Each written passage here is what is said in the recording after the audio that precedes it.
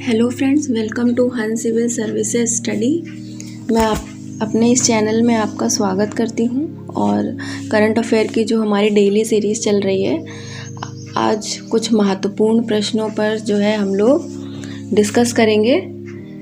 तो पहले ही मैं बता देती हूं कि आप लोग प्लीज़ आप जो हमारा वीडियो है इसे पूरा देखने की कोशिश किया करिए, ठीक है। तो चलिए स्टार्ट करते हैं। पहला क्वेश्चन है, वर्ल्ड रेड क्रॉस डे कब मनाया गया है? तो इसका आंसर है 8 मई को वर्ल्ड रेड क्रॉस डे मनाया गया है और इसकी स्थापना की थी हेनरी डुनेंट ने, ठीक है। और 8 मई को इसलिए ये वर्ल्ड रेड क्रॉस डे मनाया जाता है क्योंकि जो हेनरी डुनेंट थे, इन्होंने वर्ल्ड रेड क्रॉस सोसाइटी की जो स्थापना की थी वो अपने जन्मदिन, जो वर्ल्ड रेड क्रॉस सोसाइटी है इसकी स्थापना की थी 1863 में और 8 मई को इनका जन्मदिन होता है, इसीलिए जो है वर्ल्ड रेड क्रॉस डे 8 मई को मनाया जाता है। और इन्हें जो है अपने इसी काम के लिए जो है 1901 में पहला शांति का नोबेल मिला था, जो 1901 में मिला था। और जो इनकी जो सोसाइटी है वर्ल्ड रेड क्रॉस सोसाइटी, इसे 3 बार अब तक नोबेल पुरस्कार मिल चुका है, 1917 में, 1944 में और 1963 में। और इस वर्ल्ड रेड क्रॉस सोसाइटी की स्थापना कब हुई थी? तो ये हुई थी 1863 में। इस बार वर्ल्ड रेड क्रॉस डे की जो थीम रही है वो रही है अनस्टॉपेबल। इसकी पूरी थीम है टुगेदर वी आर अनस्टॉपेबल। 8 मई को एक और दिवस मनाया जाता है, विश्व प्रवासी पक्षी दिवस। इसकी थीम है सिंग फ्लाई सोर लाइक अ बर्ड। तो इतना आप जो है 8 मई का जो दिवस है वर्ल्ड रेड क्रॉस डे और विश्व प्रवासी पक्षी दिवस, इसके बारे में इतना ध्यान रखिए। नेक्स्ट क्वेश्चन पे चलते हैं। हाल ही में गोवा के नए लोकायुक्त के रूप में किसे नियुक्त किया गया है? तो ये अंबादास हरिभाव जोशी को जो है गोवा के लोकायुक्त के रूप में नियुक्त किया गया है। लोकायुक्त को कहा जाता है ओम्बुड्समैन, और ओम्बुड्समैन शब्द का जो प्रयोग है वो पहली बार 1809 में स्वीडन में किया गया था। मतलब ओम्बुड्समैन जो वर्ड है वो 1809 में स्वीडन से आया, लेकिन पहली बार जहां ओम्बुड्समैन नियुक्त हुआ है वो है 1967 में इंग्लैंड में। तो इस प्रकार से जो इंग्लैंड है वो पहला लोकतांत्रिक देश बना है जहां पर ओम्बुड्समैन नियुक्त हुआ है। अब भारत में 2 वर्ड चर्चा में रहते हैं, एक है लोकपाल, दूसरा है लोकायुक्त। तो भारत में जो ये लोकपाल और लोकायुक्त शब्द के जन्मदाता हैं वो हैं एलएम सिंघवी। लोकपाल जो होता है वो सेंट्रल लेवल पर नियुक्त होता है और जो लोकायुक्त होता है वो राज्य स्तर पर नियुक्त होता है। और भारत के पहले लोकपाल कौन बने हैं? तो इनकी नियुक्ति 2019 में हुई थी, पीसी घोष, पिनाकी चंद्र घोष। इनकी नियुक्ति जो होती है वो एक 8 सदस्यीय समिति के सिफारिश पर की जाती है। नेक्स्ट क्वेश्चन पे चलते हैं। थर्ड क्वेश्चन है, New York city international film festival में हैप्पी बर्थडे जो कि एक शॉर्ट फिल्म है, इसके लिए जो सर्वश्रेष्ठ अभिनेता का पुरस्कार मिला है वो किसे मिला है? तो ये मिला है अनुपम खेर को।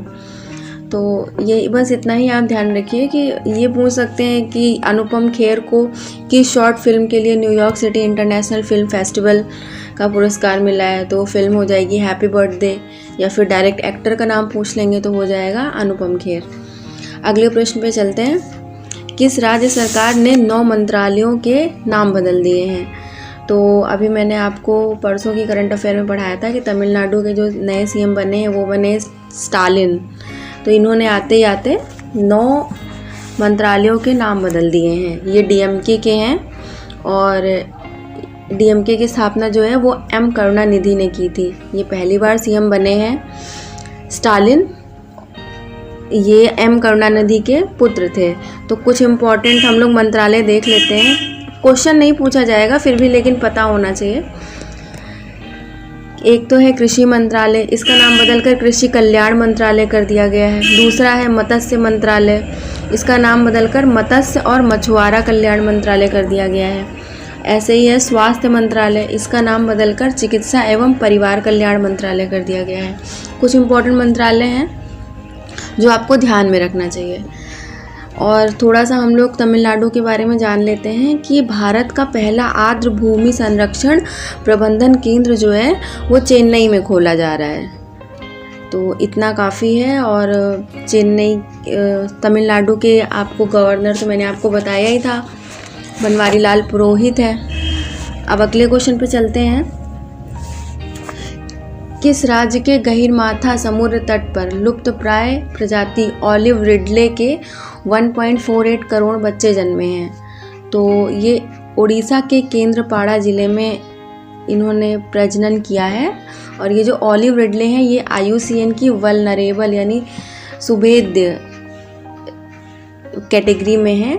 और इन कछुओं की सबसे खास बात क्या है कि ये जहाँ जन्म लेते हैं वहीं प्रजनन करने आते हैं।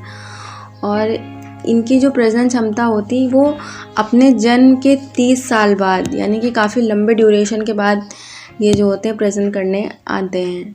ठीक है, तो इतना ही इम्पोर्टेंट है यहाँ से। और थोड़ा सा हम लोग उड़ीसा के बारे में जान लेते हैं। उड़ीसा के CM है नवीन पटनायक। ये नवीन पटनायक को जो है अभी कुछ समय पहले हीरो टू एनिमल अवार्ड मिला था। ये इन्हें क्यों मिला था? क्योंकि जो पिछले साल लॉकडाउन लगा था तो इन्होंने आदमियों के साथ साथ मतलब इंसानों के साथ साथ इन्होंने जानवरों की भी लॉकडाउन में फीडिंग कैसे हो, उन्हें खाना कैसे मिले, इसके लिए इन्होंने अलग से अपने राज्य में फंड रेज किया था। मतलब इनके लिए अलग से बजट लाए थे ये नवीन पटनायक। तो इसीलिए इन्हें हीरो टू एनिमल अवार्ड मिला है। उड़ीसा के CM कौन है? गणेशी लाल। ठीक है, अब अगले क्वेश्चन पे चलते हैं। भारतीय सेना ने 8 मई को कितनी महिलाओं को अपनी सैन्य पुलिस के हिस्सा के रूप में प्रतिस्थापित किया है? तो इन्होंने 83 महिलाओं को सैन्य पुलिस के रूप में इन्होंने दिया है। ठीक है, ये आर्म्ड फोर्स की महिलाएं हैं। मतलब इन्हें 3 स्टार मतलब आर्म्स फोर्स की पहली 3 स्टार महिला कौन है? 3 स्टार महिला यानी कि जनरल की जो रैंक होती है वो रही है पुनीत अरोड़ा।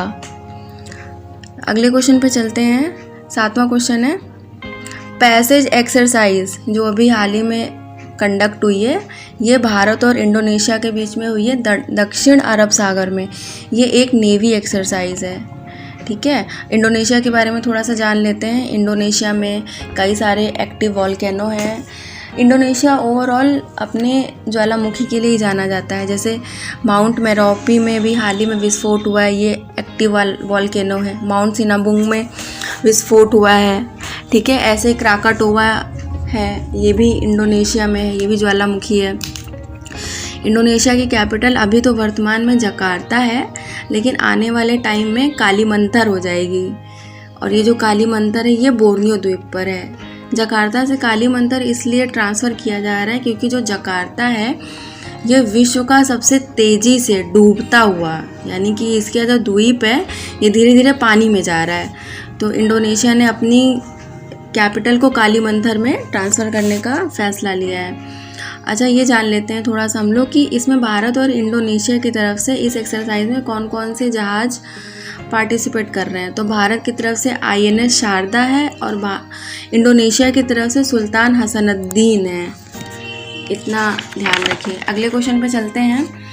असम के नए मुख्यमंत्री कौन नियुक्त हुए हैं?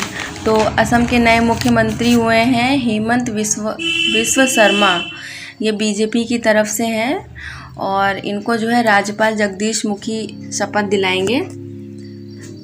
ठीक है, थोड़ा सा हम लोग असम के बारे में और जान लेते हैं। राजधानी है दिसपुर और असम में तेजपुर लीची को GI टैग मिला हुआ है। असम की कुछ जनजातियां देख लेते हैं, जैसे बोडो हो गई, मिशमी हो गई, कार्बी, काचरी, ये सब असम की कुछ महत्वपूर्ण जनजातियां हैं। और अभी कुछ दिन पहले असम में 3रा खेलो इंडिया यूथ गेम्स कंडक्ट हुआ है। ठीक है, तो चौथा होगा पंचकुला हरियाणा में। और जो ये 3रा खेलो इंडिया यूथ गेम्स है यहाँ पे शीर्ष पर कौन रहा था? तो महाराष्ट्र रहा था। नेक्स्ट क्वेश्चन पे चलते हैं। Laureus world sportsman of the year award 2021 में से किसे नवाजा गया है? तो ये राफेल नडाल को दिया गया है स्पोर्ट्समैन ऑफ द ईयर 2021। और Laureus sports women of the year किसे दिया गया है, तो ये दिया गया है नाओमी ओसाका को। एक क्वेश्चन और देख लेते हैं, लाइफ टाइम अचीवमेंट अवार्ड के बारे में भी पूछ लेता है एग्जामिनर। तो लॉरियांस लाइफ टाइम अचीवमेंट अवार्ड किसे दिया गया है, तो ये दिया गया है जीन किंग को। तो आज के महत्वपूर्ण जो करंट अफेयर की जो सीरीज़ है उसमें इतने ही क्वेश्चंस सही बन रहे हैं जो मैंने आपको बता दिए हैं। बाकी आप हमारे चैनल को और ज़्यादा प्यार दीजिए और अच्छे से शेयर कीजिए।